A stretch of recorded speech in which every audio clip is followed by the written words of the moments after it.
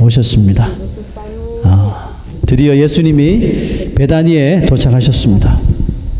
그러나 그 베다니는 나사로의 질병과 또 죽음으로 인해서 그의 누이들과 또 모인 사람들의 그런 기대와 또 원망 그리고 통곡이 뒤섞여 있었습니다. 나사로의 자매들은 예수님이 빨리 오셔서 자기의 오빠를 치료해 주기를 정말 간절히 기대했었죠. 그러나 기다려도 주님은 오시지 않으셨습니다. 그래서 그들의 기대는 점점 원망으로 변하고 결국 나사로의 죽음으로 그 베다니 한 마을에는 슬픔과 통곡의 소리가 온 마을에 울려 퍼지게 됩니다. 그러나 이제 그 통곡마저도 점차 줄어든 그때야 드디어 예수님이 그곳을 방문하셨습니다. 마르다와 마리아는 각각 예수님을 따로 만났지만 했던 말들이 똑같아요. 주께서 여기 계셨더라면 우리 오라버니가 죽지 않았을 텐데. 좀 원망스러운 그런 말인 것 같아요. 죄송합니다. 혹시 제가 잘 안 보시는 분은 좀 자리를 옮겨서 앉아 주실래요?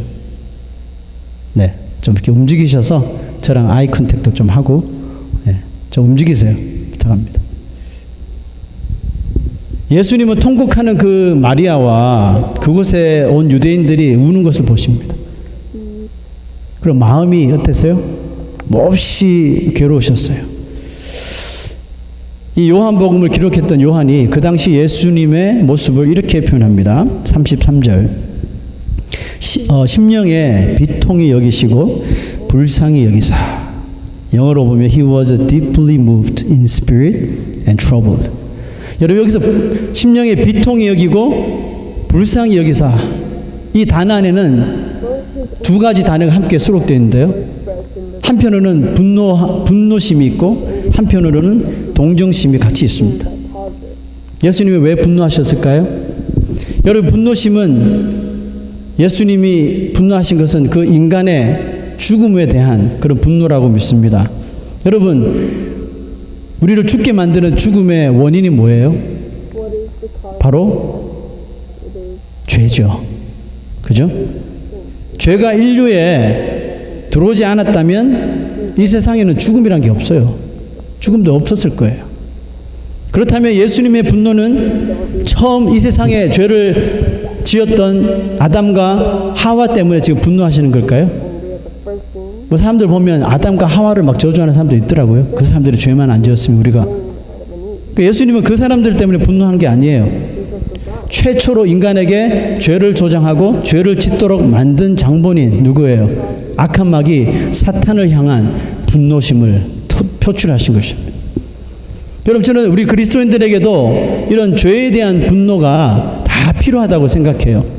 끊임없이 우리를 죄의 자리로 인도하는 이 악한 마귀를 향해서 끊임없는 여러분 분노를 쏟아내야 합니다. 예수님도 간음하다가 붙잡혀온 그 여인에게 이렇게 말씀하셨죠. 이게 죄이나 왜 그 죄를 지어서 이렇게 말씀하신 게 아니라 나도 너를 정죄하지 않는다. 네가 무슨 죄를 짓는지 알지만 나도 너를 정죄하지 않아. 그러니까 가서 다시는 똑같은 죄를 범하지 말라. 기회를 주시는 거죠. 누군가 나에게 못되게 행동하고 또 나에게 죄를 범하게 만드는, 또 나를 죄를 범하는 사람이 혹시 있습니까? 있겠죠. 왜 없겠습니까? 여러분 그 사람을 미워하기보다 그 사람에게 그렇게 행동하도록 또 죄를 짓도록 자꾸 조장하고 만드는 그 배후에 있는 악한 마귀를 미워해야 하는 것입니다. 죄는 미워하되 그 죄인은 미워하지 말라고 했잖아요. 그리고 그 사람이 그와 같은 행실에서 벗어나 회개할 수 있도록 기도하고 또 그 영혼을 도울 수 있는 길을 우리가 찾을 수 있어야 되는 거죠. 그리고 예수님의 이 동정심은 정말 인간적인 마음에서 흘러나오는 그대로를 예수님께서 그대로 그냥 나타내신 것 같아요. 로마서 12장 15절에 이와 같은 말씀이 있습니다. 즐거워하는 자들과 함께 즐거워하고 우는 자들과 함께 울라. 이게 하나님께서 우리 인간에게 주신 양심이 부르짖는 거죠. 즐거워하는 자들과 함께 기뻐해주고 슬퍼하는 자 같이 슬퍼해주라 이거잖아요. 이 세상에는 남의 불행을 마치 나의 행복으로 여기고 또 남의 행복을 보면서 너무너무 배아파하는 사람들, 질투하는 사람들 있죠. 여러분, 이것은 정확하게 예수님이 이 세상을 향하여 말씀하신 거예요. 마태복음 11장 16절에서 17절 예수님께서 이렇게 말씀하셨어요. 이 세대를 무엇으로 비유할까? 비유하건대 아이들이 장터에 앉아 제 동물을 불러 이르되 우리가 너희를 향하여 피리를 불어도 너희가 춤추지 않고 우리가 슬피 울어도 너희가 가슴을 치지 아니하였다 함과 같도다. 여러분, 예수님이 심령의 불쌍히 여기심은 뭐예요? 사랑하는 오빠를 떠나보내고 친구를 떠나보내고 또 이웃을 잃은 사람들의 그 마음, 슬픔을 예수님께서 마음 깊이 그저 위로하셨다는 뜻이 되겠죠. 자, 그리고 예수님은 마리아에게 이렇게 물으십니다. 34절 35절 그를 어디 두었느냐? 이르되 주여 와서 보옵소서 하니 예수께서 눈물을 흘리시더라 그랬습니다. 신약 성경에 나타나는 예수님이 우시는 몇 안 되는 그런 장면 중에 하나가 바로 이 부분인데요. 예수님이 그 나사로가 묻혔다는 그 나사로의 죽음을 통해 우시는 모습을 보면서 그 함께 왔던 유대인들은 예수님이 이 나사로를 얼마나 사랑하셨는가 이렇게 짐작하더라는 거죠. 그런데 여러분, 우리가 저번 주부터 이 본문을 같이 읽었던 사람들은 11장을 처음부터 읽은 사람이라면 예수님이 지금 흘리고 계신 이 눈물의 의미를 어떻게 하면 이해하지 못할 수도 있어요. 예수는 왜 우시지? 이렇게 생각할 수 있다니까요. 왜냐하면 예수님은 이미 제자들과 또 먼저 만난 마르다에게 죽은 나사로가 살 거다, 내가 죽은 나사로를 살릴 것이라는 것을 이미 선포하셨기 때문이거든요. 죽은 나사로를 이제 예수님이 곧 다시 살려내실 계획을 또 그렇게 분명히 하실 텐데 왜 지금 그들과 같이 우실 필요가 있겠는가? 그죠? 오히려 울고 있는 사람들에게 울지 마, 곧 나사로가 이제 살아날 거야, 살아날 것이니 슬퍼하지 말라라고 말씀하시는 게 더 맞는, 이 상황에 맞는 행동이 아닐까, 이런 질문을 할 수 있죠. 맞는 말씀이죠. 이제 곧 살리실 텐데 예수님 왜 우셨을까? 예수님의 그 눈물의 의미가 무엇일까요? Why did Jesus cry? What do his tears mean? 저 혼자의 생각보다 또 다른 이 본문을 읽으시는 다른 분들의 의견이 궁금해서 또 여러 가지 책들을 한번 참고해 봤는데요. 어떤 목사님이 이 예수님이 흘리신 이 본문의 눈물에 대하여 이와 같은 해석을 했습니다. 자, 읽어볼게요. 거기에서 서서 울고 있는 사람들이 남의 죽음을 슬퍼하는 그 모습 자체가 예수님께 슬픔이 될 수도 있겠다, 이런 말 했어요. 한 번 더요. 거기에서 서서 울고 있는 사람들이 남의 죽음을 슬퍼하는 그 모습 자체가 예수님께 슬픔이 될 수도 있겠다. 이게 무슨 말입니까? 자신에게도, 자신들에게도 곧 다가올 죽음이 있을 텐데 그 죽음은 마치 아무렇지도 않는 것처럼 여기고 그저 지금 죽음 당한 사람만 애처롭게 생각하는 모습이 예수님이 보시기에, 모든 것을 다 보시는 예수님이 보시기에 애처로웠더라는 것이죠. 여러분, 전도서에 보면 솔로몬의 이런 말이 있습니다. 전도서 7장 2절요. 초상집에 가는 것이 잔치집에 가는 것보다 나으니 모든 사람의 끝이 이와 같이 됨이라. 산자는 이것을 마음에 둘지어다. 잔치집, 파티겠죠? 여러분, 파티에 가서 죽음을 생각하는 사람이 있을까요? 여러분, 파티는 그곳에선 쾌락을 쫓는 웃음과 자신의 욕구를 채우려는 정욕만 가득하죠. 그곳에서는 인생을 어떻게 해서든 더 즐기려는 사람들만 있을 뿐이지 그 파티 장소에서, 잔치집에서 내 인생에 대하여 생각하는 사람은 드물다고 생각합니다. 그렇다고 우리가 매일 그러면 잔치집은 안 되니까 초상집에 가자, 장례식, 퓨너럴 하우스만 쫓아다녀야 될까요? 그럴 수는 없잖아요. 그러므로 이 말씀은 뭘까요? 자신의 인생이 어떻게 시작되어서 이제 어떤 곳으로 마지막에 가게 될지를 또 분명히 우리가 똑같은 죽음을 맞이하게 될 텐데 그 죽음을 늘 심각하게 생각하고 우리의 마음에 늘 두라는 그런 의미겠죠. There's no one in this world. 죽음은 누구에게나 찾아오죠. 그것을 피하거나 막을 수 있는 사람은 이 세상에 여러분 존재하지 않습니다. 존재한다면 그 사람은 하나님이에요.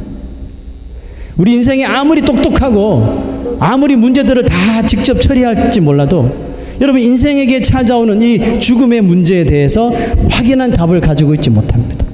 저도 그렇고요. 여러분도 그렇죠. 예수님이 하늘에서 성육신하셔서 이 땅에 오신 목적이 바로 이것입니다. 영원한 죽음이라는 그 운명을 가진 우리 인생들에게 이제 영원한 생명의 길이 쫙 열렸으니 그 길을 가르쳐 주시기 위해서 이 땅에 성육신하신 거죠. 여러분, 솔로몬이 참 지혜의 왕이죠. 그 많은 재판을 했는데 그 솔로몬의 재판 중에 우리가 알고 있는 재판이 하나 있죠. 뭐 다 아실 거예요. 두 명의 창기가 한 아이를 데리고 와서 서로 자신의 아들이라고 이 솔로몬 왕에 데리고 온 거죠. 그 솔로몬 왕에게 판결을 내려달라고 가지고 온 거예요. Solomon said, 그랬더니 솔로몬이 가만히 보더니 지혜를 냅니다. 여봐라, 칼을 가져와서 저 어린아이를 갓난아기죠. 금방 태어난 아이를 정확하게 둘로 반을 딱 나누어서 한 엄마에게 한쪽씩 나눠 주어라 그랬어요. 여러분, 이게 정말 솔로몬의 본심이었을까요? 정말 솔로몬이 아이를 반 나눠서 한쪽씩 주기를 원했던 걸까요? 아니라는 거 아시죠? 솔로몬의 본심은 그게 아니었어요. 솔로몬의 본심은 아이를 자르는 게 아니라 아이를 자른다는 말을 들었을 적에 나타나는 두 엄마의 반응을 보려고 했던 거예요. 역시 두 엄마의 반응은 확연히 달랐습니다. 가짜 엄마와 진짜 엄마의 반응은 솔로몬의 말이 떨어지기도 전에 확연하게 다르게 나타납니다. 자, 성경의 기록을 그대로 한번 읽어볼게요. 열왕기상 3장 26절. 자, 그 산 아들의 어머니 되는 여자가 그 아들을 위하여 마음이 불붙는 것 같아서. 자, 여기서 이 마음이 불붙는다는 이 영어 성경이 아까 예수님이 나사로 때문에 비통이 여기다는 그 구절과 똑같이 해석되어 있습니다. His soul was deeply moved in spirit.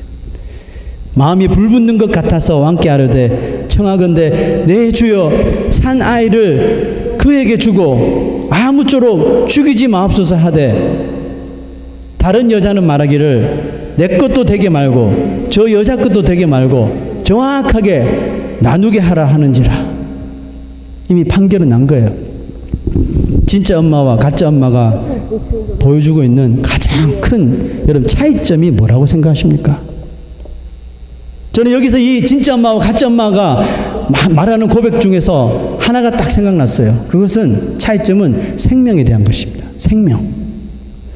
진짜 엄마는 아이가 살 수 있도록 하기 위해서 그 아이의 엄마가 되는 것을 지금 포기하는 거죠. 이것만 포기하는 거 아니에요.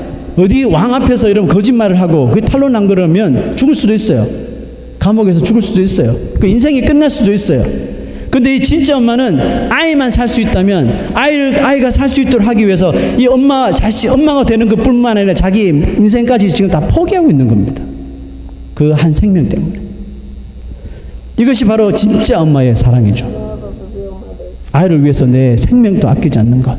이게 진짜 엄마의 모습이죠. 반면에 가짜 엄마는요, 지금 아이가 죽든지 말든지 아이의 생명에 관심이 없어요. 어차피 내 아이 아니니까. 반 나누래 그냥. 정확하게 반 나눠서 한쪽씩 가지게 하세요. what kind of a mom would tell? 이것이 바로 결정적으로 솔로몬이 가짜와 진짜를 발견하게 된 이유입니다. 생명에 대해서 어떤 마음을 가지고 있는가. 저는 이 솔로몬의 재판을 읽으면서 오늘 본문의 예수님이 우시는 예수님이 생각났습니다. 우리 예수님도 나 같은 우리 같은 죄인들의 생명을 살리시기 위해서 하나님의 자리를 포기하시고 오신 거예요. 여러분과 저를 위해서 그 포기하셨다니까요. 우리 죄인들이 가진 죽음의 저주를 그의 생명으로 그의 피로 끊기 위해서 겟세마네 동산에서 땀방울이 핏방울이 되도록 우시면서 하나님 앞에 부르짖으신 거예요. 신약 성경에 예수님이 우시는 장면은 이 제자들에게 좀처럼 잘 비춰지지 않았던 것 같아요. 그래서 기록한 게 적어요. 그래서 저는 확실하는 게 있어요. 이 사복음서에는 예수님이 우는 모습이 별로 많이 기록되어 있지 않았지만 분명히 예수님은 많이 우셨다는 거예요. 겟세마네 동산에서만 땀방울이 핏방울이 되도록 간절히 우시며 기도하신 것이 아니에요. 예수님은 어느 지역에 가시든지 어떤 마을을 방문하시든지 항상 기도하셨다 그랬죠. 어떻게 기도했을까요? 그 마을 사람들을 생각하며 그 성을 바라보면서 눈물 흘리시며 하나님 앞에 부르짖으 저 영혼들을 달라고, 저 영혼들을 구원시켜 달라고. 기도하실 때마다 죽어가는 영혼들을 떠올리시며 울며 기도하셨습니다. 길 잃은 영혼들이 복음을 잘 받아서 구원받는 영혼들이 될 수 있도록 하나님 아버지께 날마다 울며 예수님은 기도하셨습니다. 그 한 예를 볼까요? 십자가에서 죽으시기 전에 예루살렘으로 오십니다. 예루살렘 성 가까이 오셔서 그 예루살렘 성을 바라보시고 갑자기 예수님께 눈물을 흘리기 시작하셨어요. 왜 우셨을까요? 예루살렘은 그 시대 사람들은 다 거룩한 씰이라고, 정말 저곳은 하나님이 임재가 살아계시고 다들 그렇게 막 거룩하고 의로운 사람들이 있고, 그런데 왜 예수님은 예루살렘 성을 바라보시며 우셨을까요? 예루살렘 성전은 있었지만 그 안에도 아직 복음을 알지 못하고 믿으려고 하지 않는 정말 간악한 영혼들을, 또 죽어가는 수많은 영혼들이 있기 때문에 그 영혼들을 바라보며 눈물을 흘리신 것입니다.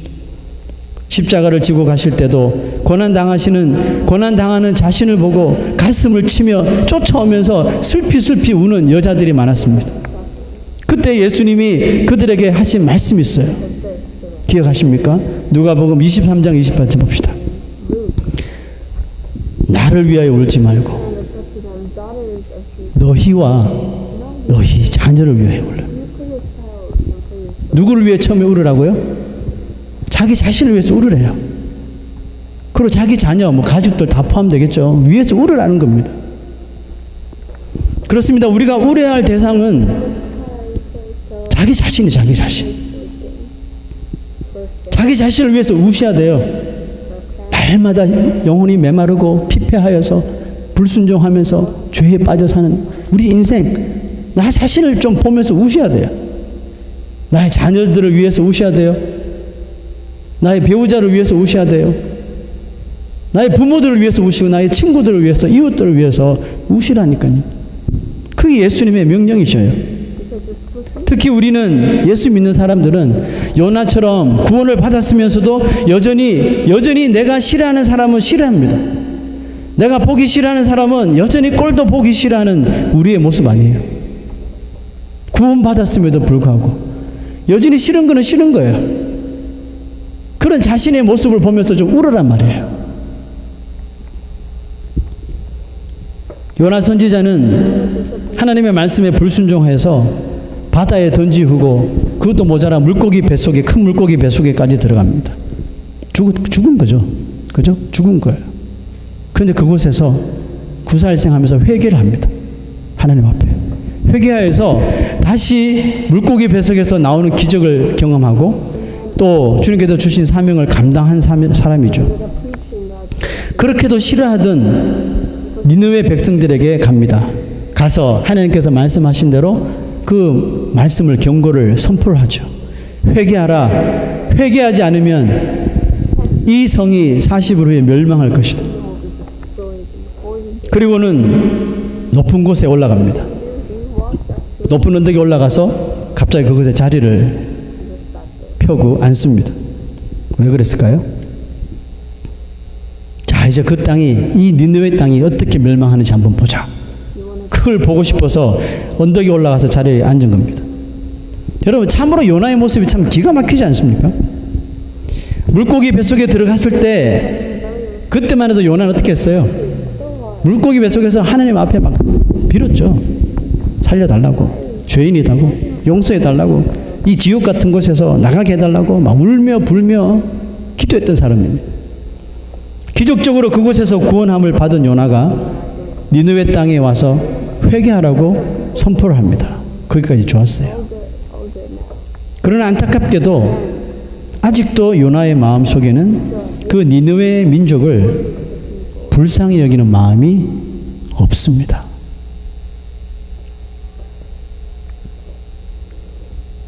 아마 요나는 회개를 선포한 후에도 당연히 이 이방 민족들이 자신의 말이 아니라 하나님의 말도 듣지 않을 거라고 이미 생각한 거예요. 회개는 선포했지만 이들이 안 들을 거라고 생각한 거예요.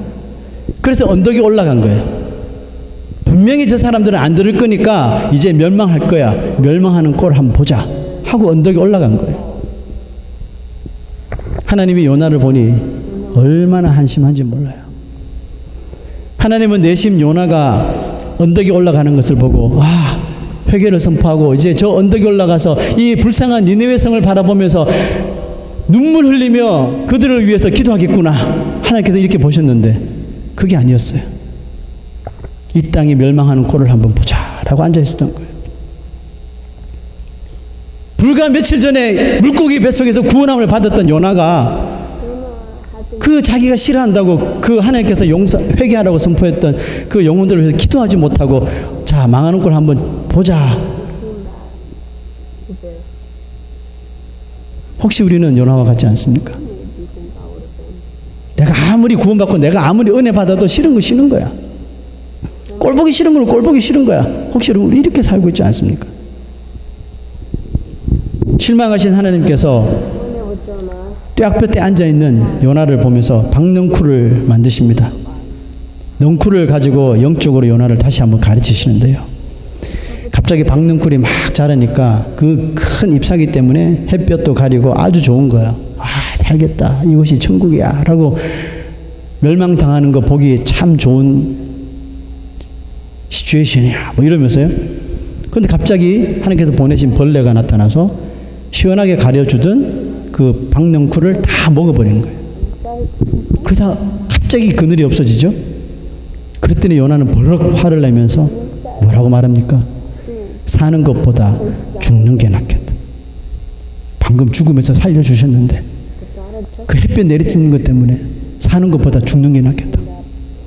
여러분, 이게 정말 바닷물에 빠지고 큰 물고기 뱃속에 들어갔다 구원받은 사람의 입에서 나와야 할 말이 맞습니까? 우리가 입버릇처럼 말하는 죽겠다 죽겠다, 사는 것보다 죽는 게 낫겠다. 구원받은 자의 입술에서 이런 고백들이 너무나도 자연스럽게 터져나오는 게 정말 우려할 거 아닙니까? 이거 우려할 상황 아닙니까?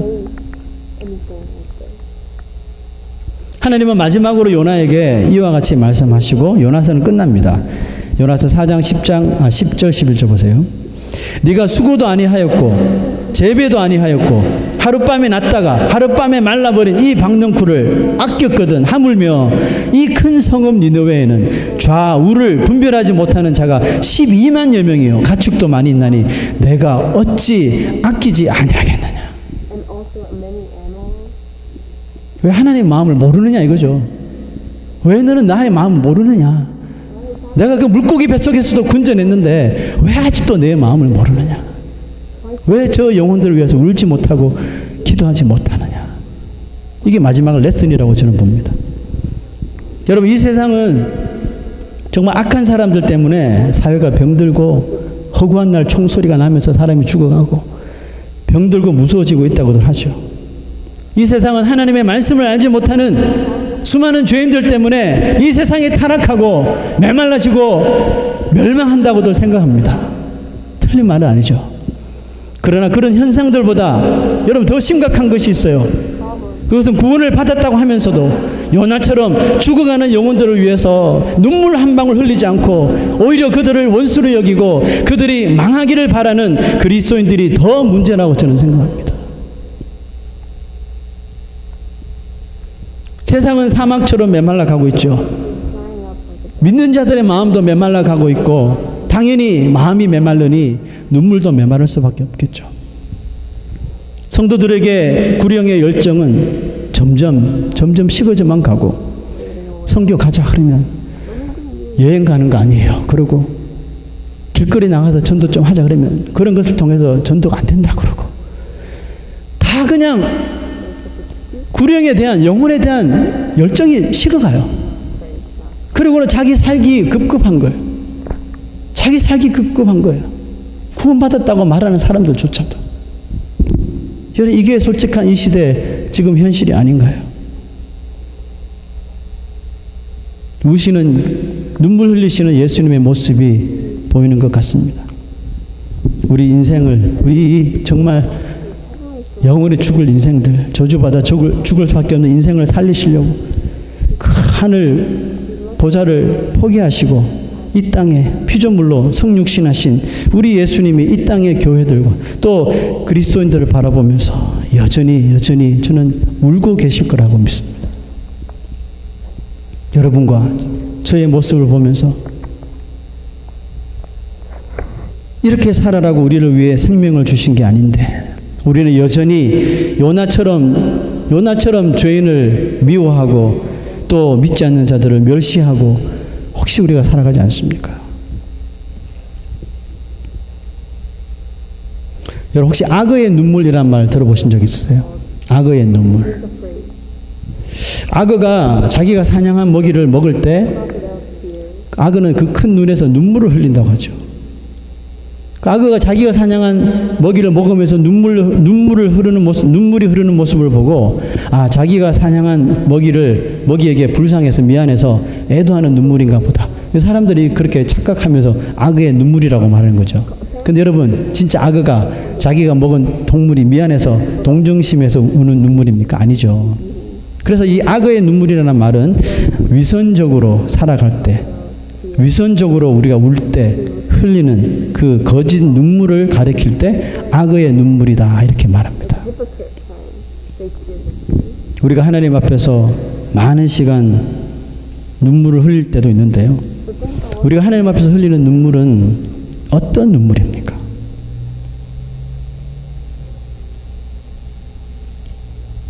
물론 우리는 아니라고 말할지 모르지만 우리의 삶에서 나의 죄 때문에 그리고 죽어가는 영혼들을 위하여 회개하지 못하고 영혼 구원의 갈급함이 전혀 없다면 여러분 우리가 하나님 앞에 흘렸던 그 눈물은 악어의 눈물이 될 수도 있어요.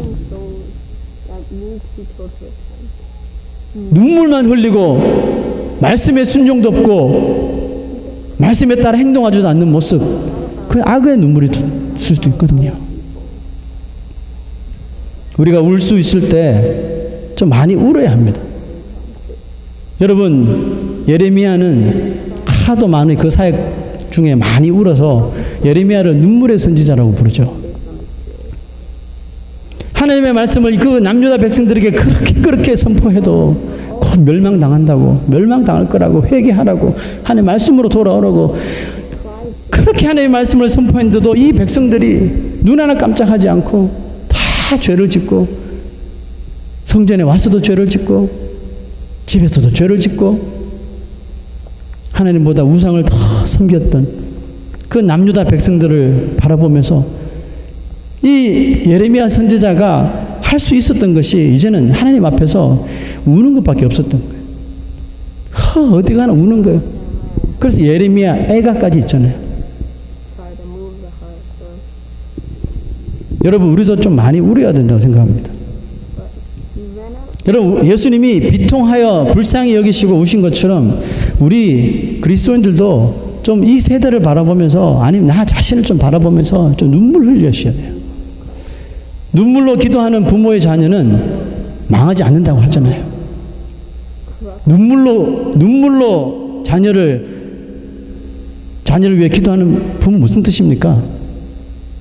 진심이 있다는 것 아닙니까 그게?